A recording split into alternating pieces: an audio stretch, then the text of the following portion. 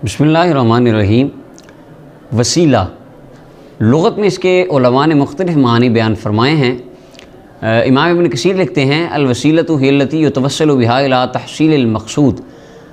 वसीला वो है जिसके ज़रिए मकसूद को हासिल किया जाता है। इंसान अल्लाह ताला की बारगाह में दुआ करता है, और जब हम अल्लाह ताला की बारगाह में दुआ करते हैं तो हम अल्लाह की रहमत के दरवाज़े को खटखटाते हैं और उस पर दस्तक देते हैं, और उस दुआ की कबूलियत के लिए हम मुख्तलिफ़ तरह के वसीले इख्तियार करते हैं।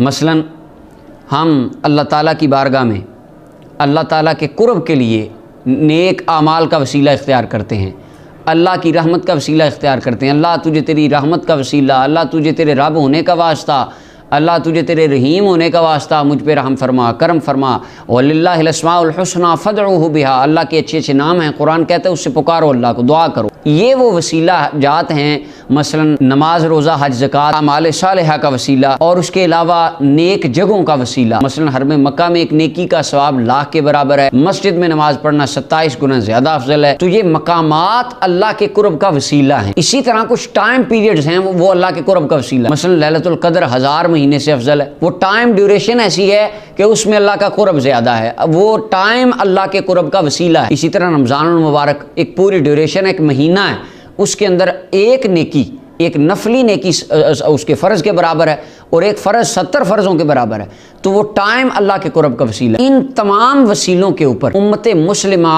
के तमाम मकातबे फ़िक्र का इत्तिफ़ाक़ है। इसके बाद आ जाता है ज़वात फ़ाज़िला का वसीला, अल्लाह के नेक बंदों की ज़ात का वसीला अल्लाह की बारगाह में देना। दुआ करते हुए ये कहना, ए अल्लाह मैं तेरी बारगाह में तेरे प्यारे महबूब सल्लल्लाहु अलैहि वसल्लम का वास्ता पेश करता हूँ, उनके वसीले से मेरी दुआ कबूल कर ले। अल्लाह मैं तेरी बारगाह में हज़रत मौला अली अल मुर्तज़ा शेर खुदा का वसीला पेश करता हूँ, सैयदना हसनैन करीमैन सैयदा कायनात सलामुल्लाह अलैहा का वसीला पेश करता हूँ।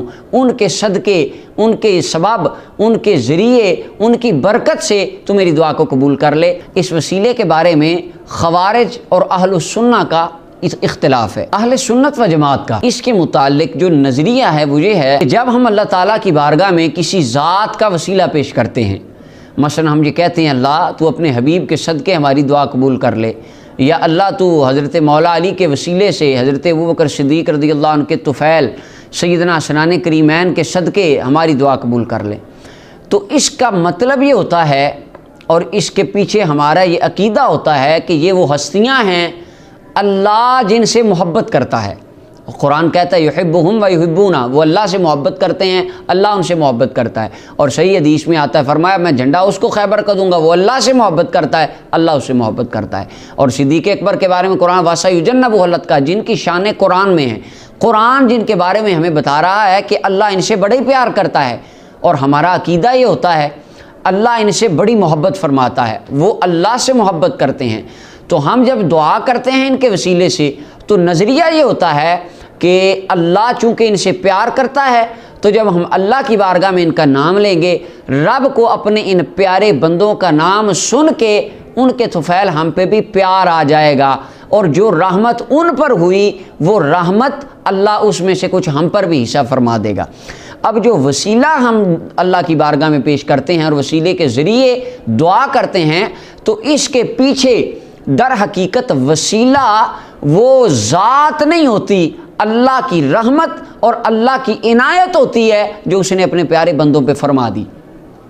हम आका करीम सल्लल्लाहु अलैहि वसल्लम का वसीला क्यों पेश करते हैं अल्लाह की बारगाह में? उसकी वजह वो महबूब खुदा हैं, सरवर दो आलम हैं, अल्लाह के हबीब हैं, कायनात के। अल्लाह ताला ने आपको एक रूहानी तौर पे अल्लाह ने बादशाहत अता फरमाई है महबूब करीम सल्लल्लाहु अलैहि वसल्लम को। दो जहानों के रूहानी तौर पे हुजूर बादशाह हैं और हुजूर अलैहिस्सलाम मालिक व मुख्तार हैं। तो ये इतना करम अल्लाह ने जिस ज़ात पे फरमाया, जिस हस्ती पे फरमाया, हम उसका वसीला पेश करते हैं। क्यों? उन पर अल्लाह का करम है और सबसे ज़्यादा करम है, और उन पर अल्लाह की रहमत है और सबसे ज़्यादा रहमत है, इस वजह से वसीला पेश कर रहे हैं। तो अगर कोई दोस्त गौर से और मोहब्बत से तासुब की ऐनक उतार के और फ़िरका वारियत से निकल कर सोचे तो वो इस नतीजे पर पहुँचेगा, दर हकीकत रसूलुल्लाह का वसीला भी अल्लाह की रहमत का वसीला है, और सहाबाए किराम का वसीला भी अल्लाह की रहमत का वसीला है, اہل بیت اطہار کے نفوس قدسیہ کا وسیلہ بھی اللہ کی رحمت اور عنایت کا وسیلہ ہے، کیونکہ ہم ان کا وسیلہ اسی لیے تو ڈال رہے ہیں کہ ان پر رب کی رحمت ہوئی ہے، تو گویا کہ ذات نہیں اللہ کی رحمت وسیلہ بن رہی ہے۔ اور اس کے بارے میں ایک دوسری وضاحت لازمی طور پہ ذہنوں میں ہونی چاہیے، جیسا کہ حج و عمرہ پہ جو دوست جاتے ہیں تو ان کو وہاں سے کتاب ملتی ہے عقائد اسلامیہ، اس میں انہوں نے لکھا ہے، اب وہ جن کی بھی ہے اس میں انہوں نے لکھا ہے بعض اہل تصوف کا یہ عقیدہ ہے، وہ کہتے ہیں کہ تدبیر کائنات اور دنیا کے نظام میں اللہ کے ساتھ وہ ہاتھ بٹاتے ہیں اور وہ اپنے ان معبودوں کو اوتاد، اغواس اور اقطاب وغیرہ اور دوسرے خود ساختہ ناموں سے یاد کرتے ہیں۔ یہ اللہ کی ربوبیت میں بدترین شرک ہے۔ اللہ ہو کہتے ہیں جب یہ ہمارے دوست یعنی ہمارے اب دیکھیں ہم کتنے مظلوم ہیں، ہم کیا عقیدہ رکھتے ہیں وسیلے کے بارے میں، ہم سے نہیں پوچھا جا رہا کہ بھئی تم کیا مانتے ہو، نہیں نہیں نہیں نہیں، ایک کتاب لکھی جا رہی ہو، کہتے ہیں ہم تمہیں بتائیں گے لکھ کے کہ تم کیا مانتے ہو، دعائی خدا کی۔ اب میں عقیدہ رکھتا ہوں، مجھ سے نہیں پوچھا جا رہا۔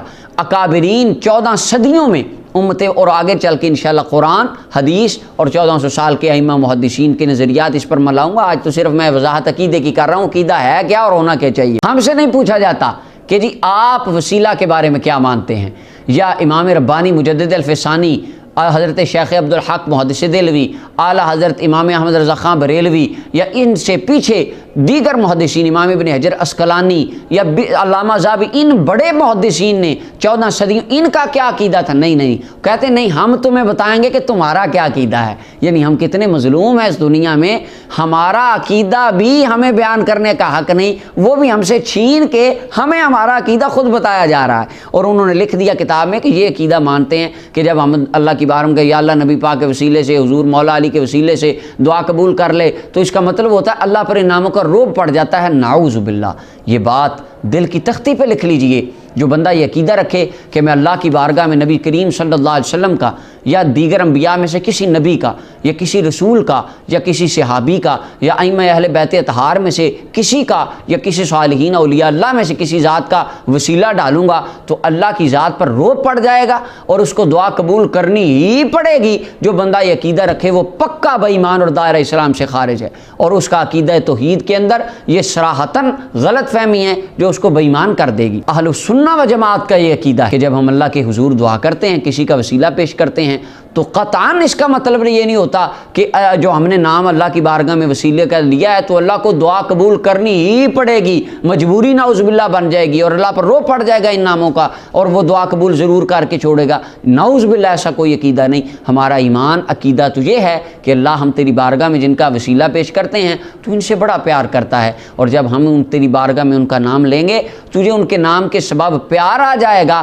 اور ان کی محبت کے سبب اپنی رحمت کے ساتھ تو ہماری دعا کو قبول فرما لے گا۔ اور تیسری وضاحت اس حوالے سے یہ ہے کہ جب ہم وسیلے سے دعا کرتے ہیں تو اس کے اندر ہمارا یہ عقیدہ ہوتا ہے یہ کام اللہ کرے گا، دعا اللہ قبول کرے گا، اور ہم دعا بھی صرف اللہ ہی سے کرتے ہیں، اور نام انبیاء صالحین کا صرف وسیلہ ہوتا ہے اس قبولیت کا۔ چوتھی بات اس کے اندر یہ قابل غور ہے، اگر کوئی بندہ اپنی دعا میں لفظ وسیلہ نہ بولے تو قطعاً ہمارا یہ عقیدہ نہیں ہے کہ اس کی دعا ہوتی نہیں، قبول ہی نہیں ہوتی۔ اگر کسی کے دل میں یہ اعتقاد ہے اللہ میں تیرے حبیب سے محبت کرتا ہوں، میں تیری بارگاہ میں یہ فریاد کر رہا ہوں، تو اپنے حبیب کے طفیل، تو نے جو اپنے حبیب پہ کرم فرمایا، تو جو ان سے محبت فرماتا ہے اور وہ ہم سے جو محبت کرتے ہیں، تیری جو رحمت ہے ان پر، اس کے وسیلے سے وہ دل میں اعتقاد اس وسیلے کا رکھے ہوئے ہے اور زبان سے دعائیں مانگ رہا ہے، اس کی دعا بھی عند اللہ قبول ہی قبول ہوگی۔ تو وسیلے کا لفظ زبان سے ادا کرنا یہ ایک مستحب عمل ہے اور جائز ہے،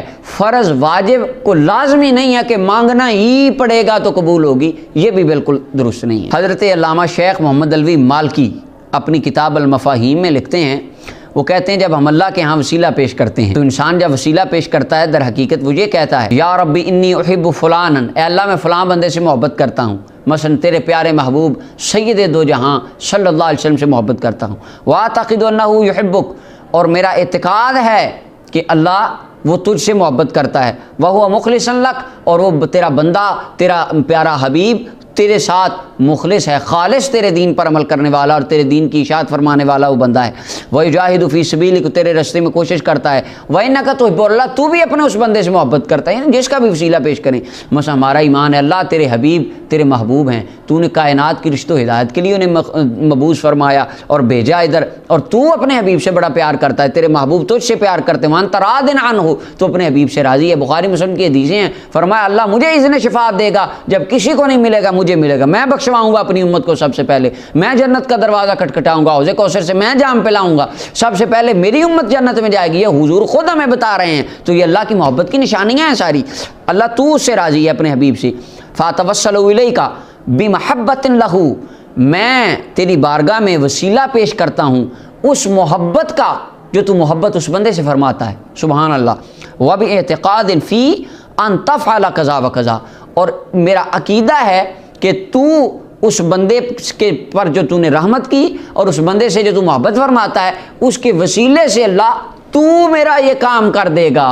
کام اللہ نہیں کرنا ہے، کام دعا قبول اللہ نے کرنی ہے، لیکن ہم جو وسیلہ پیش کر رہے ہیں ذات کا، تو وہ در حقیقت ذات میں رحمت، اللہ کی محبت اور اللہ کی رضا یہ پنہاں ہے، اور وہ وسیلہ بن جاتی ہے دعا کی قبولیت کا۔ اللہ دعا کو قبول فرما لیتا ہے۔ تو در حقیقت جدھر سے بھی اس بات کو گھما کر لائیں، در حقیقت بات اللہ کی رحمت اور اللہ رب العالمین کی ان پر عنایت پر آ کے ٹھہرے گی، حقیقت میں وسیلہ وہی بنے گی۔ لہٰذا یہ ایک بالکل چھوٹی سی ایک وضاحت تھی، ہم جو عقیدہ ہمارا وسیلہ کے بارے میں کیا ہے اور کیا ہونا چاہیے، اور اس کے بارے میں ہمارے جن دوستوں نے غلط فہمیاں پال رکھی ہیں یا انہوں نے اس سے کیا سمجھا ہے، وہ اس کے دلائل میں آگے لاؤں گا۔ انہوں نے کہا زندہ، اور یہ ہمارے دوست کو 40 دن جو کورس کر لیتے ہیں وہ کہتے ہیں نہیں زندہ کا جائز ہے اور مردہ کا جائز نہیں ہے، جو دنیا سے چلے جائیں۔ قرآن، حدیث، اور پھر اس کے بعد 14 صدیوں کے ائمہ محدثین، 3 پارٹس کے اندر اس کا علیحدہ نشستوں میں انشاءاللہ ہم اس کو بیان کریں گے۔